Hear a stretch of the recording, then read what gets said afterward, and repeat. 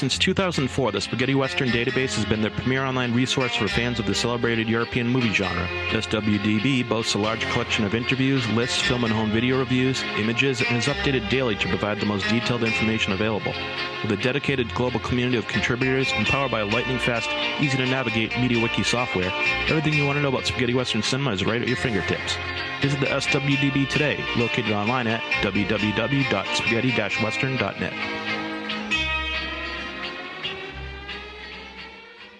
You believe in Jesus? Yes, I do. Well, you're going to meet him. You see what fun this is? It's going to get really exciting. I know what to do now. They've made it clear.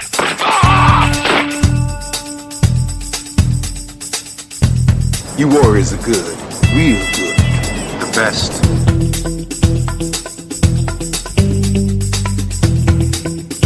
This is the end of your rotten life, you motherfucking dope pusher. We'd make one hell of a team, Snake. The name's Pliskin.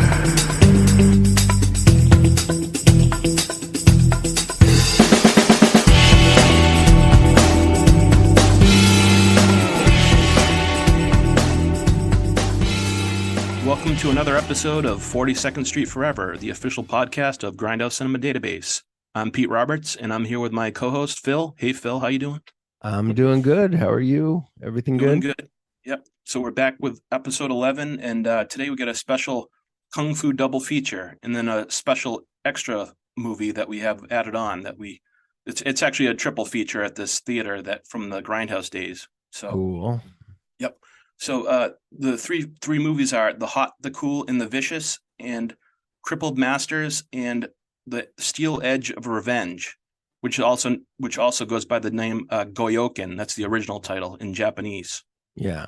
I like that steel Edge. That's like the Grindhouse version. Yeah, but it sounds awesome. But Goyokin sounds like traditional Japanese. Some of those though, Yeah. like you got the horror. Like the Japanese, like Onibaba, which I haven't seen yet, but I saw the other one that was I've seen Onibaba, but they got weird names where you're like, yeah, they do. Is that Onibaba or is that this one? And if it had that other name, you might be like, that's the one. I know that one. But we're stupid Americans that say like, give me a name. Exactly. But so all three of these movies were playing at the Empire Theater, and I'll just give you a little background on the Empire Theater. So the Empire Theater was originally the Eltinge Theater, and it was a former Broadway theater located at 234 West 42nd Street in the theater district of Manhattan in New York. And it opened in 1912 and was designed by Thomas Lamb for the Hungarian-born impresario A.H. Woods. And it was originally named for a female impersonator, Julian Eltinge, a performer with whom Woods was associated. And after the start of the Depression, the Eltinge Theater became a burlesque house in 1931, then closed as part of Mayor Fiorello LaGuardia's crackdown on burlesque in 1937. So even back then they had crackdowns. Wow, and that's crazy. Which is interesting. It became a movie theater in 1942 and was renamed the Empire Theater in 1954, and it continued to present movies there until the late 20th century. So it was a grindhouse during that time, from like the 50s up to like the early 90s. Cool. And then in 1990, the city and state government of New York acquired the theater as part of the 42nd Street redevelopment project. That's when they were like doing the whole thing over and like Disneyfying it. Yeah. And then in 1998, the Empire was hoisted up and moved on rails 160 feet west, and a new multiplex was built around it in 2000. And now it's the AMC 25 Empire. So if you go to that theater, basically the front of it is the old Empire Theater, and then the whole rest of it is a brand new theater. So that's pretty kind of cool to know about that. That's kind of cool. Yeah, like so it's some of the still kind of half there in a way. So that'd be neat. Yeah, that's cool. You almost want to, like, I would almost love for New York to be like it was in Taxi Driver. Yeah, that's the real Grindhouse days. Yeah, but then also it's scary as hell. And you're like, no, I think we're good the way. Yeah. I think we'll stay with the Disney. 42nd Street. Yeah. Yeah. I mean, because the thing is, like, when we were growing, like, I'm sure like if you lived there and you were like going to all these places, you'd probably be like scared as hell to like go. But that's like the whole like reason, that's the whole theme of the show. It's sort of like a, that alternate time when it was like, real dangerous and stuff, Yeah. That's and I kind think of like the allure of it is that time. Yeah, and I think people that live there are, like used to it, They're and probably so they glad. know, yeah, so they know, well, yeah, they're glad, Yeah. but also back then they probably knew how to deal Yeah, they with were certain, used to it. They knew how to yeah, navigate through all yeah, the, and the how stuff. to What not time get to go mugged at and all or, that type of yeah, stuff. Yeah. exactly, yeah. But I suppose, there was a whole. Did you ever read the Sleazoid Express, that book? I don't know if you ever read that. No, That's I like didn't. kind of give a whole history. That's sort of like basically the theme of this show is like, Yeah. obviously I wasn't around at that time, but that's really what the book was about, like a real telling of what it was like back then and all the Oh different wow. movies that played there and stuff. But that's the show is sort of inspired by that. So Yeah, that's yeah. what I wanted to do anyways. But That's awesome. yeah. So the first movie that we'll be talking about is The Hot, the Cool, and the Vicious. And that was released by First Distributors, which was a film company established by a Hong Kongese producer-director, Wong Chuk Han. And it was registered in British Hong Kong, but First Films mainly operated in Taiwan, and most of their films were made there. And First Films ceased operations in the late 80s. Wong Chuk Han's son, Wong Hoi, would later set up Golden Flare Films. I don't know, about that, but anyways. But the movie was directed by Lee So Nam, or no, So Nam Lee is his other name, and he was a director of like a bunch of Bruceploitation films. He did Bruce Against Iron Hand, Bruce Lee's Greatest Revenge, Edge of Fury, X the Dragon, Enter the Tiger. That's the one I know the most. Fist of Fury 2, Fist of Fury 3. I've seen most of these. Some of them they I were haven't. like were like different, like I don't know when Golden Harvest came in, but not Shawscope, not Shaw Brothers. These are like not another Golden like Harvest, independent but distributor. there's a third, Yeah, this is cool. another studio, and this is like like another like low budget, like not Shaw Brothers or Golden Harvest, one of the other little lower budget ones. That's cool. And then he did The Leg Fighters, A Life of Ninja, Mission, Kiss and Kill, and Tattoo Connection. I've seen several of those, and I liked all of them. I think I saw Tattoo Connection. Yeah, that was good. That was with the one Jim that Kelly.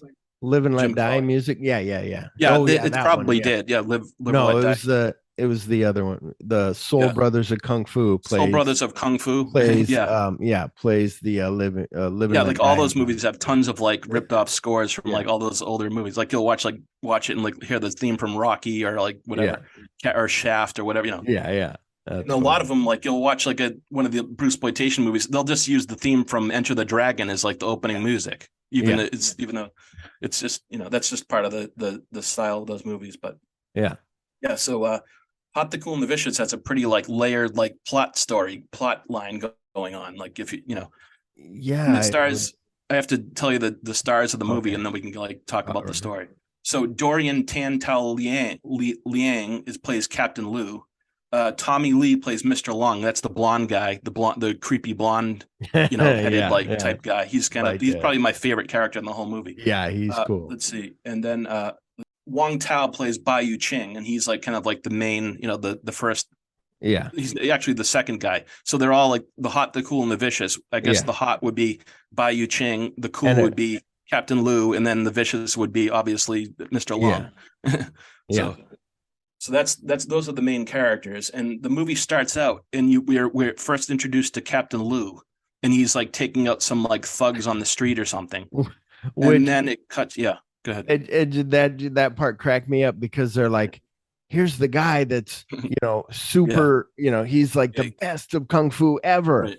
Yeah. And then they choose to fight him. I'm like, no, don't choose to fight him. He's the best. And of course, like that's just like the common thing that they do in those movies, I guess. Like they have to challenge the guy.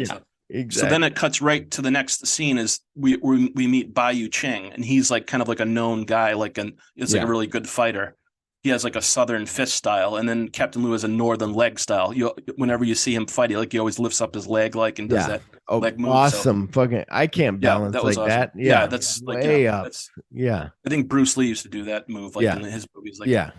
Leg, but Bai Yu Ching comes to town, and then right away he comes into the diner, the cantina place, and not cantina, but whatever they call it in China, hotel, the restaurant place. The hotel like the place. Old West had, it is sort of like an Old West setup, brothel. And then the first thing they do is like a guy comes up and challenges them because he knows who he is, so he's like, Bai Yu Ching, I'm gonna fight you. But then it turns out that guy is one of his contacts, because Bai Yu Ching is actually like an undercover agent. He's basically like an undercover cop, that came to town. Yeah. So that's that part of the story. So those are the two characters there. And then the benefactor of the town is Mr. Yoon, and he's sort of like the evil. There's always like an evil guy running things in town, but we don't know exactly why at first. We just know that he's like something's up with him. Yeah. And then every kung fu movie has to have a bully, and the bully in the movie is Nan San, and that's Mr. Yoon's son, and he kind of like comes through and he's like messing with everybody, calling everybody bitch. Yeah, right. And he's like just trying to rape every woman that comes by, that type of thing. So it's like that's the basically the setup. And then at one point, I guess Nan San kills Captain Lu's wife's mother, and that causes like a problem with them. So Captain Lu has to goes to Captain Yoon's house, and he's looking for the son, and he's like, oh yeah, my son isn't here, but actually he hit him somewhere in the house. So he's like, well, I don't trust you anymore, or whatever he says, and that's where that goes. Yeah, and then he's just like, can I check the house? He's like, what are you calling me a liar? He's like, and that's when he kind of realizes, oh shit. Yeah, these guys, you can't trust these guys anymore. Yeah. So that's that whole part with that. And then there's another aspect of the story where Captain Lu years ago killed the brother of one of this girl, Miss Lee, and she's trying to get revenge on Captain Lu because of that. So I think that's I couldn't see at night. Like at night, she like attacks him as like a ninja. I think that's who that and was that her and her father? I think that's her and her uncle or something. I'm not sure if it's her father. I think it's her uncle or something. Her uncle. But they're trying to kill him. So that's another aspect of the story. So it's like I have all these people like trying to like kill each other, and then we're trying to find out like why, like Bai Yu Cheng, like what his real like motive for being there is. Yeah, because you don't know yet. Until a little fistful of dollars, because you don't know yet that he's playing the different sides against each other. But when he shows up, he's like, I'm gonna go talk to the main boss, and the main boss is like, you can have free run of the house if you protect my son. He's like, no, I'm gonna go back to the inn. It's like, okay, yeah. And then he hooks up with the landlady. Yeah. But then she's actually like in cahoots, that word that you love. In cahoots with Mr. Yoon. So it's like So it's like, there's all this like, intrigue and like, all this corruption going on and stuff like that. And it turns out that Mr. Yoon is like running a counterfeiting ring. So he had, that's the whole point. And then Mr.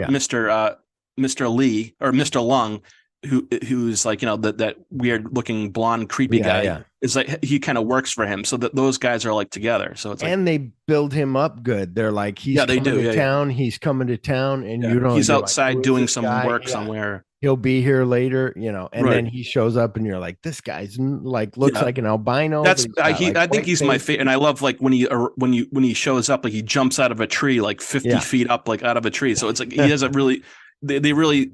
And I think another thing was, as far as the kung fu goes, like it's good kung fu sequences in this, but it's like, I think it's more like just to serve the story. Like it's not like super like, awesome.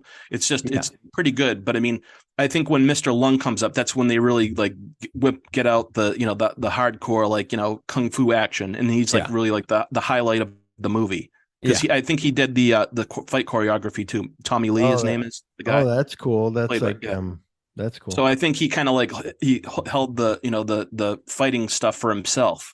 So like when they start having fights, you're like, wow, this guy's awesome. He's like, I think he does Mantis style kung fu, Mr. Long. So that's cool. Yeah. The it was interesting because it's almost too much where you're trying to follow it. Yeah. But then as it gets halfway through, it starts getting cohesive. It starts getting really into it. And then the fighting, so I've seen a lot of these kung fu movies. I don't know all the names of them, but my favorite is off of that first box set of Shawscope is the boxer from Shantung. Yeah, that's an awesome movie. I love that one too. Right now, I haven't watched anything on the second box, but that's my favorite. Like that was an awesome fight. Is that's? I'm trying to think. That's the one where it gets really bloody, like at the end, with the hatchet. That's really a bloody movie. Yeah, super bloody. Yeah, that's really an awesome film. That's probably my favorite out of that box set too. Yeah. I like that one. And then Five Fingers of Death. Yeah. That's the other one I love that a lot. Of course. But this one is like I was thinking, like I was going to bring up, like I love the Shaw, the Shaw brothers, most of those, but I think most of my favorite kung fu films aren't like the big studio films. They're like more of like these ones, like these low budget, like outside the mainstream big studio ones. I just happen to like those better. Yeah. I like the Jimmy Wang Yu movies a lot and stuff. Like all these movies, like Master of the Flying Guillotine and like One Arm Boxer. On the new one, I did see one of the ones on the new one before I got the box set. It's the Jet Li. It's like the last movie, whatever. It's like done in '83, but it's really good. But I mean, I didn't like this as much as the next one, but I think now that I know the story, if I went into it again, I might like it more. But I do like that bad guy is amazing, and the bad guy is awesome. And then I don't know if we want to talk about the end of the movie, like where all three of them fight, the hot, the cool, and the vicious all fight. But it's basically Captain Liu and Bai Yu Ching against Mr. Lung. Yeah, and then the part where he has the knife like on his elbow. Did you remember that? That was awesome. I was like, that was an awesome effect. Oh my god, yeah, it would. It's like a butcher knife in his elbow or something. Yeah, and he's like slashing him up. I suppose he needs it because he's like 2-on-1, so he's like trying to. And it's done. Those are always done well, where it's like looks like he's actually cut. Like they cut the shirt out. Right. It's done in all these cuts and in film cuts, but also it looks amazing. Yeah. Yeah. That was an awesome fight. But that was a good movie. I really liked. I mean, overall, I think like I was thinking about all three movies, and like this one, I liked the story the most. The Kung Fu was decent, but it wasn't my like most favorite. Right. The thing. Yeah. So I kind of split up. This one I like the story the most. The next one I think I like the action better in the next one most. Yeah. And then in the third film I liked like the direction most. Like just overall I thought it was a beautifully directed film and stuff. Oh yeah.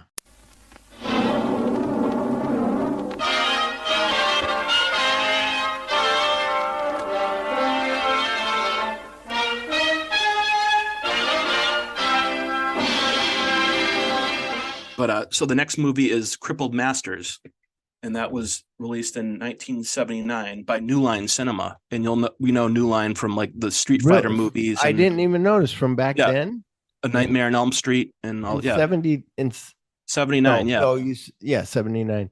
I thought that they didn't come in until Nightmare on Elm Street, like 84. No, that was they actually released the Street Fighter movies too. Oh, cool. That was like an exploitation Grindhouse type, distributor, like back in the old days, and then in the 70s, and then they moved on and they did do like Nightmare on Elm Street in the 80s. But yeah, cool. And the director of this movie is Chi Lo, or Joe Law, that's how he's on the poster. His name is on the poster as Joe Law. That's cool. And he directed The Dragon Lives Again. I haven't seen that one yet, but that's a pretty popular like Bruce I've heard of that one. Yeah. But this one is more like in the line of like the disabled heroes subgenre of like kung fu. So it's like, part of like the Crippled Avengers and those types of movies. When you wrote me, I was like, Crippled Avengers, I love it. And you were like, no, this is a Crippled Master. Another one that I liked that I forgot to say was that Element Ninjas, 5 Element Ninjas. 5 Element Ninjas, yeah. That's Chinese amazing. Super Ninjas, I think is the other name. Beautiful, colorful, But is that on the second box? Yeah. On the first box. It's on the first box. Is it? Yeah. No, I don't think so. I thought I don't think it is because it was on there. Well, I think it's the second. We'll have to check that. You're probably right. You're probably right. We'll have to check that. But yeah. So was this your favorite one out of the two? Out of the two, yes. I think I like this one a lot too. It was funny too because I don't know if you have a breakdown for this one. You did the other one because the stories were. Yeah, it was a little bit kind of like complicated with all the different groups. Like, I swear, I finished watching this morning. Yeah. I had started it, and they cut this guy's arms off. Right. And he's got like a little, he has a little nub, part of a hand sticking out of one side, out of his left side, and nothing on his right. And I'm like, okay. And I'm thinking, like all these movies, right? He's got his arms behind his back. This is what I thought for the whole this is thing. The real thing. Yeah. And then there's a scene of him with no shirt on. Well, there's a scene right before that where I'm like, wait a minute. It makes sense now why if they cut his arms off, they're not totally off because he was born with part of a hand. Yeah. I knew a guy that used to work with me that had like a smaller hand on one side. Oh, really? That's weird. Yeah. And but he's a real quick typer with his other hand. It's amazing. That's crazy. Yeah, he had it's called thalidomide syndrome, whatever that is. It's just some just like syndrome. so he's got like maybe 2 fingers and a thumb, or just He's got like a nub. there- I call yeah. it a nub.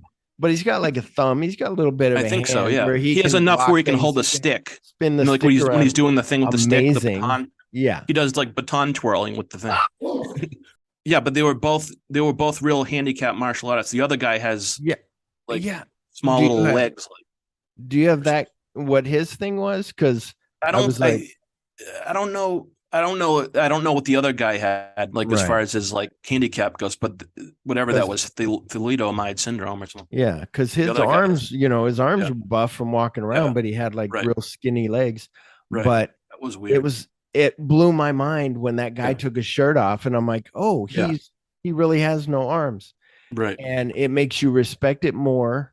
And it does. That guy climbing on the bamboo poles, with just his hands and balancing his, his ass and his legs up in the air. Yeah. And the other guy just doing stuff with his feet, flipping that was awesome. Yeah. That pole around. Like, it's amazing. Yeah. It's like, and I don't know. It's like the start of the movie. It's like they cut his arms off, and then he like kind of like limps off by himself, whatever he does, kind of like, and he tries to find some place, and like, the first place he goes into the restaurant, and like they're like taunting him the minute he goes in there. It's like, I felt so bad for this dude. Yeah. He's just like, he couldn't get a break, like no matter what he did. Then he goes to like that farm place, and he's like trying to eat out of the pig trough or whatever he's doing, and he's like, and that old man helps him, but then they come and give him shit, and the old man's like, you need to go, and then he's just floating down the river, and then he holy shit. And then the other guy gets his legs burnt by the same guy that they were both working for, basically. So one guy gets his arms lopped off, the other guy gets his legs burnt by acid. So then he like kind of like goes off by himself, and then they end up like kind of like becoming friends again, and like and then they have that old guy, like the old yoga master guy, that kind of says, oh, I'll train you guys and to use your disabilities to get back at the the main bad guy. And it's amazing because kudos to them for doing for putting these people to work, for giving them job, being like, hey, let's make a movie around these guys.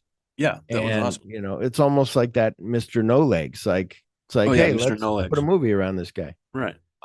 It's better. Yeah, but it is sort of like when you talk about exploitation films, they're exploiting. That's what they're exploiting. Right. Like in this case, is like the disabled people. So it's but that's part of that whole. I could see it being a little different, like more like not like a circus freak, but more like look what they can do. Right, it's a pole around his it's glorifying them in a way. It's showing like that they're not like total like I mean they might look a little freaky, but they have, and actually these guys, once they like learn how to like fight and stuff, they're pretty like tough, like they're walking around like messing with everybody, and that one guy that like they keep running into, and he's like, please don't hit me, whatever whatever which is funny. So that one big guy, the one big bodybuilder, the bodyguard, those two henchmen, black and white, get out of the way, and then they end up beating him up. But that guy who was like, don't hurt me, I thought, they're not gonna hurt him, like they might beat him up a little bit. No, they fucking kill the guy. They do, and you're like, holy shit. I know, that's the good part of the story. It works where it's slow. It wasn't too slow. It's slow of like, you're like, okay, they're gonna train, they're gonna go beat the guy, right? And they don't beat the main boss, they beat the henchman, they beat the other guy, right? They go like step by step, fight with the guy in the white, and then they become friends with the guy in the white.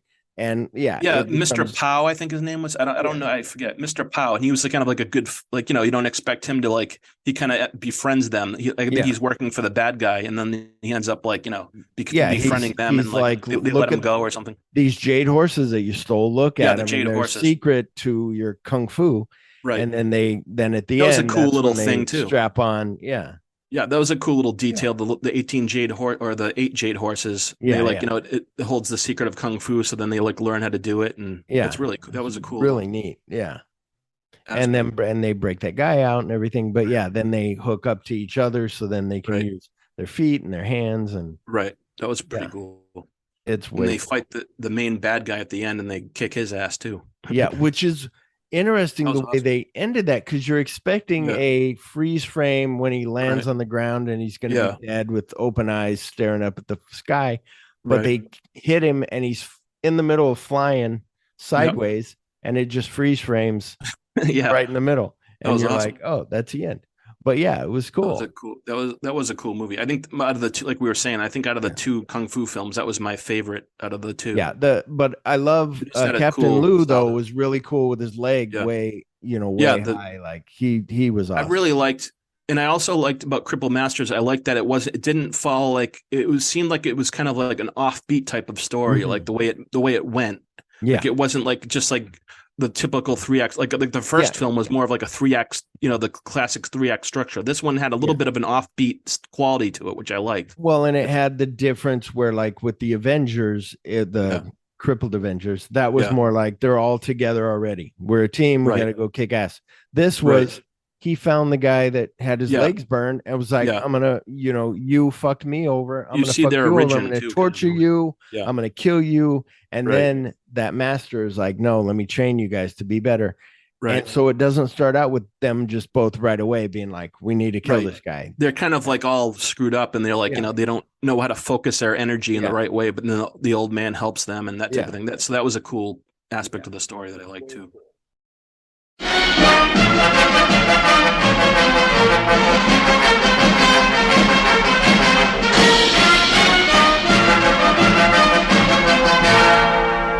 Go back. So this next one is The Steel Edge of Revenge, but it's really called Goyokin. That's the original Japanese name, as we were saying. Mhm. And it was directed by Hideo Gosha. And I had to mention, like, a lot of his movies have just come out on Blu-ray. Like I think wow. Samurai Wolf. Those I haven't seen. I actually haven't. This is the first movie by him I've ever seen. So Mhm. I'd like to see more of his stuff. But Yeah, the me Samurai too. Wolf movies, and then that Violent Streets is another movie that he did, and that's Oh, out he on did Blu-ray that? now too. Yeah, Oh, you can wow. check it out. Check out the website. For That's that an stuff. American film, isn't it? Not Violent Streets. No, this is a Okay. Japanese, like a Yakuza Okay. film. Oh, okay. But Well, he I was a love very those. popular. I love Yeah, Yakuza films. yeah. I'm a big fan of those movies too. But he was a very popular director in Japan. So, but this is the first film from him I've seen. Yeah. And yeah. his other movies were Three Outlaw Samurai, Sword of the Beast, Cash Calls Hell, and The Secret of the Urn, and then the Samurai Wolf movies, which I haven't seen yet. Cool. But this was released in 1969 by Toho Studios, and they also released Lone Wolf and Cub and Lady Snowblood. I think you've seen and Godzilla and yeah, and all those too. Yeah, all the kaiju movies. But yeah, we did just to give a shout out. We did I was on Church of Tarantino podcast, and we did Under the Influence of Kill Bill, and so we did Lady Snowblood and the Doll Squad. Oh yeah, and that was fun. Yeah, Lady Snowblood is I've seen both. I've seen both of those. Beautiful. But I haven't seen. I'd like to watch Lady Snowblood again. It's been a while. I haven't watched it. It's on that HBO Max. It's I'd like to watch that again. It looks beautiful. Yeah, and Goyokin was actually the first Japanese production shot in Panavision too. So when you see the Panavision logo at the beginning, it's like and it's a beautiful widescreen. It's a beautiful print that is on wherever we watched it on. I couldn't throw it to my TV, so I had to watch it on my laptop. Couldn't, like the what do you call it? The right, like the little AirPlay or whatever. Yeah. I don't know why that. I could have plugged my laptop into the TV, but I was just like, I'll watch on the laptop. Yeah, but it looked beautiful. It looked beautiful. An amazing transfer. Yeah, it was, and I guess Toshiro Mifune was originally going to star in this, but he had some problem with the director or something. So, and then they ended up getting the other guy. What's his face? This guy is badass. So he's right there up with Toshiro Mifune. Like he's amazing. Right when I saw him, I was like, this guy's badass. Like I'm gonna dress like that for Comic-Con. Yeah. Well, and so the directors, you keep looking at that. The director's dead, but all those other actors are still alive. Still the girl that plays Riha. Ohira. Yeah.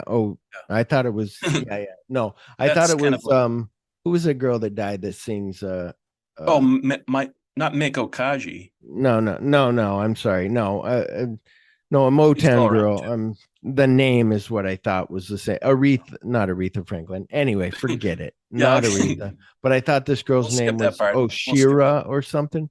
but it was like Ohia or something. But Yeah. anyway, she's Well, still this alive. girl's name, the girl in this is Oriha, and her real name is Ruriko Asaoka. I was thinking it was Oretha, but it was Yeah. Oria.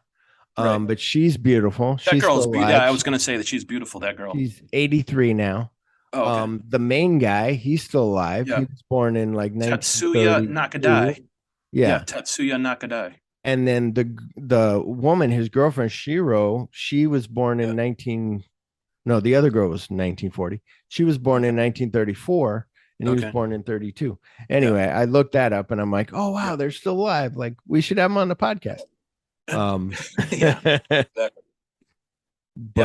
this takes place in the Tokugawa period, which was like the 16th century.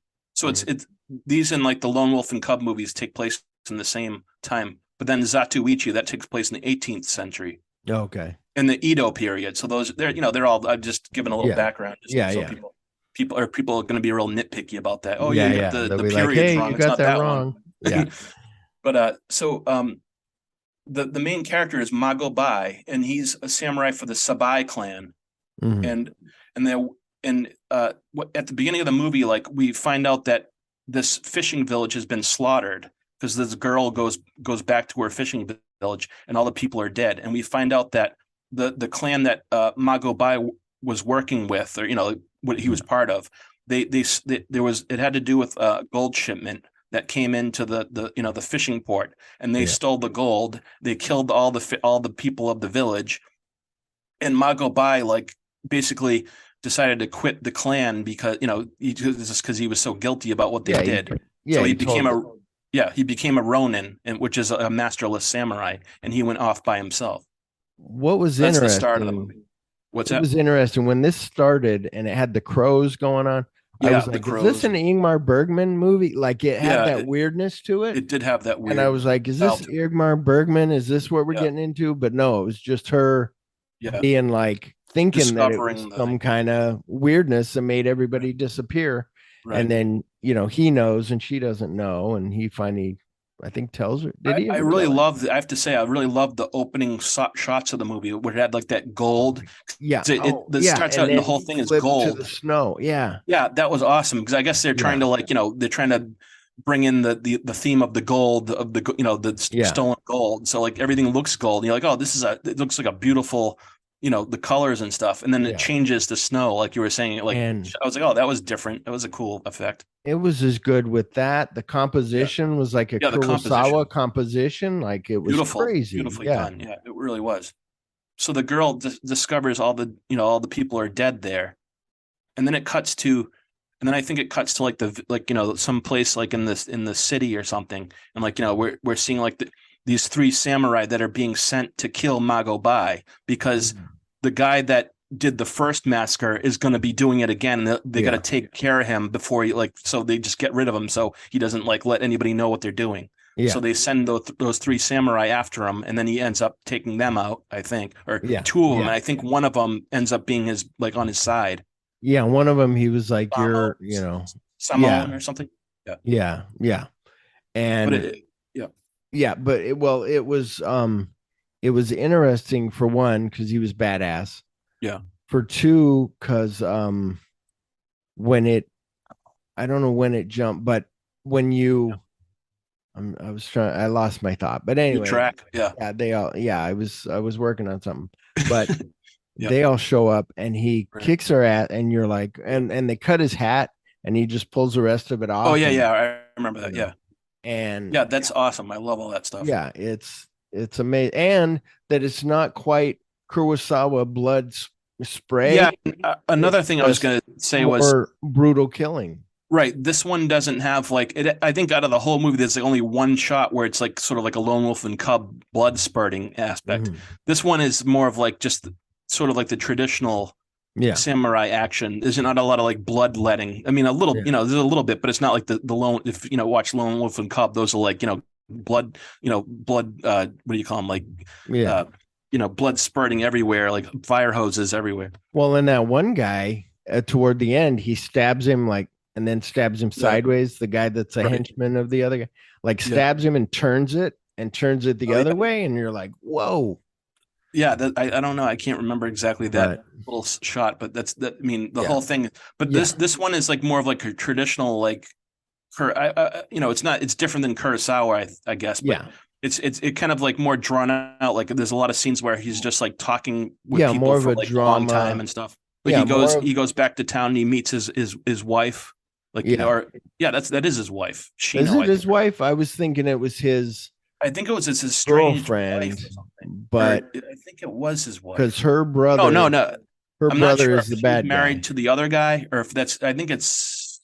Now I'm screwed up. I think it might have been the other. Oh, right, because guy's wife or something. Because she was married to the guy that I just said got the knife twisted, the sword. But I think they were in love or something. I can't remember. Yeah, exactly. That's why when he left that day, he goes. That's what it was. Yeah. He goes, I know that with he other knew guy. that she's still in love with him. Yeah. Right. But it was done. It's not a drama like a boring drama.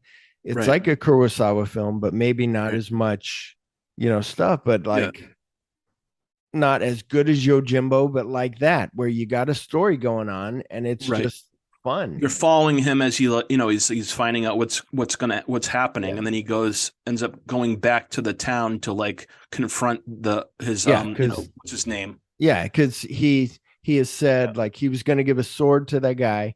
He's like, I'm a coward. I'm not worthy of the sword. And then he realizes, oh wait, I got to go back and confront this because that was the reason he kept held on to the sword, because he felt like the reason he was going to hold on to it is so he could fight the other guy or something. Yeah, because take care of that guy at the end says, I'm going to keep doing this. I don't care. I'll keep killing people and bringing more gold in. And next fall, we'll kill more people and we'll bring, more gold in.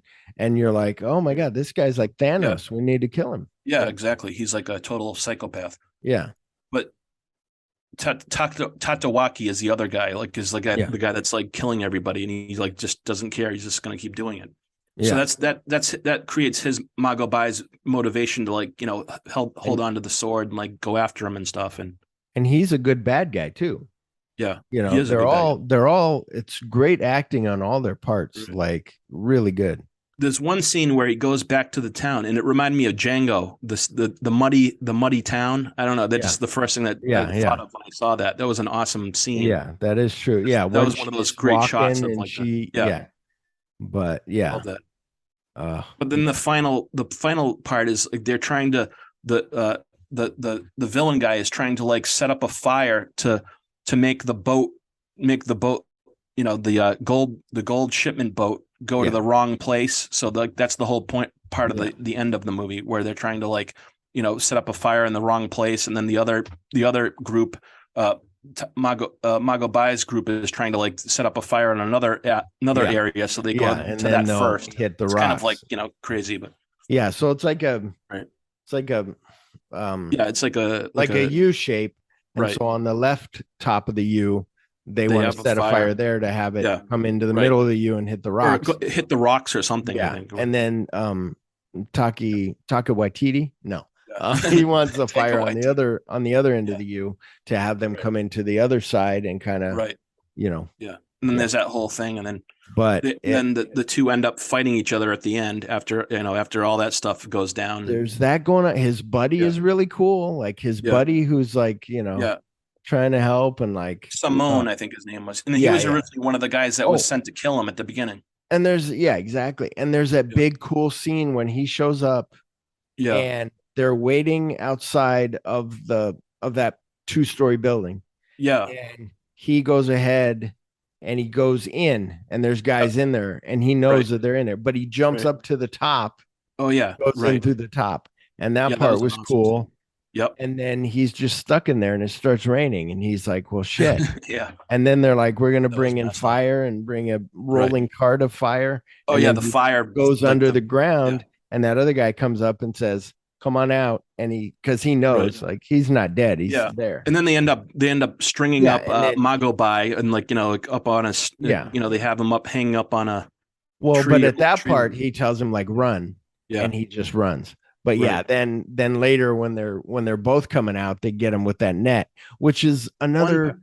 Whenever somebody gets him with a net, like Return of the Jedi, whatever, you're like, you you just don't even think, and you're like, oh damn, they got caught, and Right. it was the One same thing thing. I I'm didn't. like, There's like, one cut through part it. I didn't quite catch, Mhm. and when he's strung up, like tied up, and he's hanging from the tree or whatever he's in. Yeah. But then like a little like arrow cuts him off the tree, and he falls Yeah. down into the little like pit of snow. Remember that part? Yeah. I didn't that was a catch cool who part. shot the arrow though. The bad guy that has those little like pencil They're like little darts, like or something, like darts. little. He threw it at him, and I thought he hit him in the chest, Yeah. but I guess he might have missed, and it hit the rope. Oh, okay, that's what it was. because- I but didn't catch that. I'm Yeah. surprised that he didn't Kill say, him. wait a or minute, I something. missed, and hit him again. Yeah. But I guess that that's was what it was. cool, And he where he fell jumped down. down in the snow Yeah. and then like covered himself with the snow and got He that was like stuck thing. down in the pit, in like a Yeah. pit. Like, but then he was like, that Well, was crazy. And that was at the very end when he backs up. It's Yeah. It's choreography that sometimes is done where you're just like, okay, like our kung fu Yeah. movies. Okay. Right. There was It's some it's good decent. stuff. But Yeah. this one was he backed up and he fell into that little water off the snow. Yeah. And he falls in there and you're like, oh shit, now he's screwed. And you're Right. thinking maybe the bad guy's going to wait for him, but the bad Right. guy's starting to come in, and then Yep. he like kills him from down at a lower ground because now Right.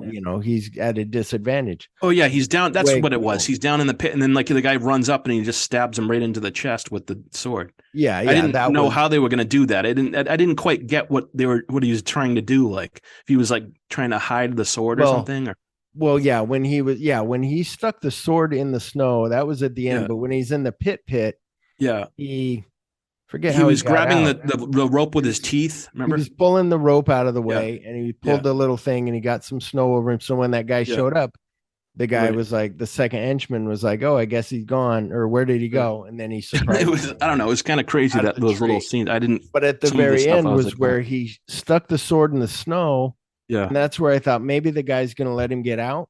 But the main bad Yeah. guy's like, no, and he starts to attack him, and he pulls that sword he out just- of the snow and hits stabs him right and in the you're like, stomach or oh, something. so awesome. Then you Yeah. see the blood leak out in the snow. That was Yeah. a cool shot. And then that bad guy tries to talk to him, and he won't answer that Right. guy. He just Right. lets him keep talking and lets him Right. die. Yeah, that was an awesome. Yeah, film. and that blood in the snow slowly, and you're like, okay, And then And that end shot of like the snow blowing. I and love he's that shot. walking and That was an she's awesome. following him. Yeah, I didn't know exactly where if it was going to end Beautiful. or if like they were going to have. I didn't. Well, that's He's what walking was, off into the snow, and then she's chasing. That's the other girl. Shino is Yeah. like kind of following along his after. ex, his girlfriend that she loves him and he loves Right. her. And that was Right. another good moment when he's like, I have to go do this. And she understood after he kind of told her. Right.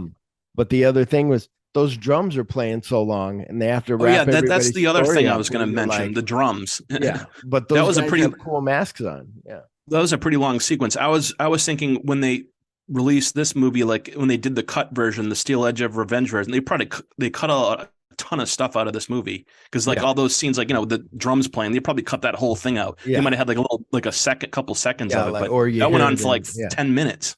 That But the it was- drums playing. But it was a little where you're like, oh, this is long, but it was a little Right. good because it would show like Ohio, whatever Yeah, you call her name. Oriha. Riha. You show Yeah. her and then you show the other girl, while the drums Right. are playing, the guys look cool. But yeah, I Right. thought it was gonna freeze frame on one of the masks. And That's what I thought too. Yeah. I thought it was going to end, but then it kept going. And But that end shot with that snow blowing was like, yeah, that was an amazing. awesome end shot. Yeah. But that was an excellent film. I thought, I haven't watched, the samurai movies I watched the most of the Lone Wolf and Cub films. I love those Yeah. ones a lot. And this one, those are more like action packed. This one was a little bit like, it had a little bit of action here and there, but it wasn't like just a total. But it was solid. It was like But it was really good though. it- Excellent like film. I said, it was, if you like a Yeah. Kurosawa, I would say watch this movie. It was more in 'cause, that style, I'd say. Yeah. Like the directorial But, was awesome. Yeah. I've only seen one of the Lone Wolf and Cub Lone Wolf and movies. Cub. But they're all on Criterion Channel. And Yep. I'm gonna watch them sometime. And, Or you could but watch yeah, Shogun and then- Assassin. That's and like then, but I want to watch them all. Like I would watch them all too. They're awesome films. the other thing. So yeah, those two kung fu movies are on YouTube. Yep. And then the other one, where was that? Where you found it? Not Internet Archives, but this one, the The Steel Edge of Revenge. Goyoku? Yeah. It Goyokin. was on some other channel. It was like on some other channel that's not like a main.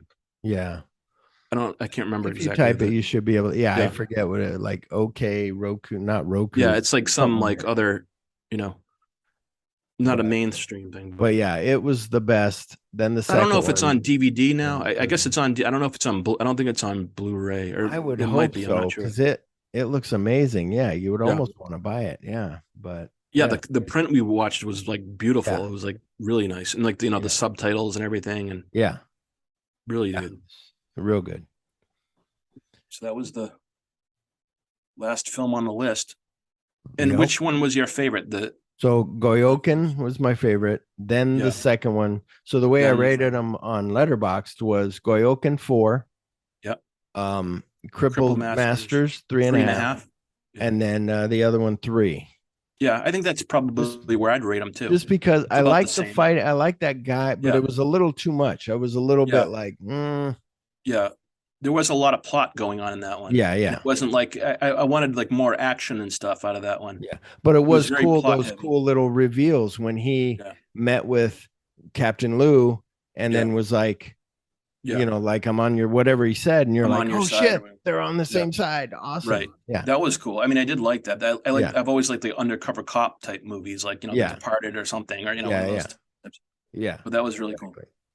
Yeah, and the Crippled Masters definitely like the weird the disabled dudes like doing the kung fu, and that just Yeah. kind of makes it like kind of fun to watch because you don't know like where they're gonna go with it and stuff. And like I said, when you're watching it, realize these Yeah. are real Yeah, really guys disabled who were born with disfigurements. Like, Right. it's amazing. Yeah, it's not like one arm boxer where he just Yeah. has his arm like in his shirt, like Yeah, exactly. That's a- Yeah, that's Yeah, what. but those are Like I awesome. said, I thought that for half the movie, and then I'm like, Yeah. wait a minute, what? That was awesome. Yeah, so those were three good films, I thought. I mean, that was a good that was our first kung fu episode, and chambara episode. Yeah, A little samurai on the at the end, but yeah, I enjoyed it. all right, I guess we'll wrap up the show. Anything else you wanted to plug or anything? I mean, I got on Making Tarantino, my other podcast. This is Pete's podcast. It's my podcast. Making Tarantino, we're doing bonus episodes now because I thought maybe people are like, what do they think of Quentin Tarantino movies, not just movies that he likes or recommends? So I'm putting out all the old shows that we did on our old podcast. So coming up on Wednesday is True Romance, a bonus episode, and then on Friday will be the Savage 7, which I can't wait to get here. It's that'll be really cool. good. Yeah. That's your first biker film on the show, right? Yeah, which is so fun with this randomizer. They've always been that is different. cool. Really, You're getting cool. all different types of like variety and stuff too. Yeah, I want So- to do a biker film on our show one of these days. I love those movies. yeah. Okay, I guess we'll wrap up the show, and that was another good episode, fun episode. We kind of, we had a lot to go through on this one. That was a lot of plot and a lot of story. Yeah, for sure. Keeping it straight, like Yeah. Well, and sometimes it's a thing of like we said, like when I was on that other podcast and we were doing Lady Snowblood and the Doll Squad, not much you can say about the Doll Squad because Lady Snowblood is like Goyokin of this one, so yeah. it covers a lot of territory, but Yeah, and a better movie. So you're like, oh, I could talk for hours about this, right. Can't The other talk one that isn't long so about, like yeah. it's kind of cheap. Yeah, that's true. But so I guess we'll wrap up the show. This is Pete Roberts signing off for 42nd Street Forever. Thanks, Phil, for being on the show again. We had a good chat. Yes, We'll we have to do it did. again. Like always, of course. And yes, thank you everybody for listening. And we'll see you next time.